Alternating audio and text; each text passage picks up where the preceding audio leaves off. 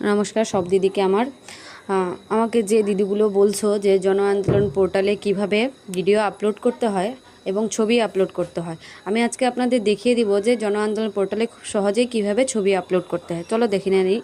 প্রথমে আমরা চলে যাব গুগলে গিয়ে আমরা সার্চ করে নিব জন আন্দোলন পোর্টাল সার্চ করে নেওয়ার পরে আমরা চলে যাব ওয়েবসাইটে গিয়ে ডান দিকে যে তিনটা ডট আছে সেখানে ক্লিক করে লগ ইন পেজে চলে আসবো। লগ ইন পেজে এসে আমাদের নিজের ব্লকের যে ইউজার আইডি এবং পাসওয়ার্ড আছে সেটা ক্লিক করে আমরা লগ ইন করে নিব।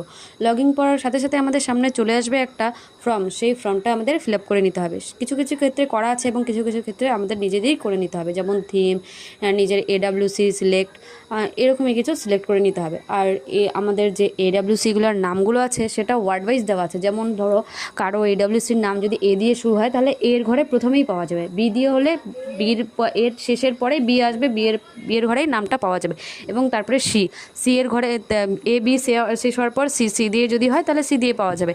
তো এইভাবে আমাদের খুব সহজ হবে নামগুলো খুঁজে নিতে।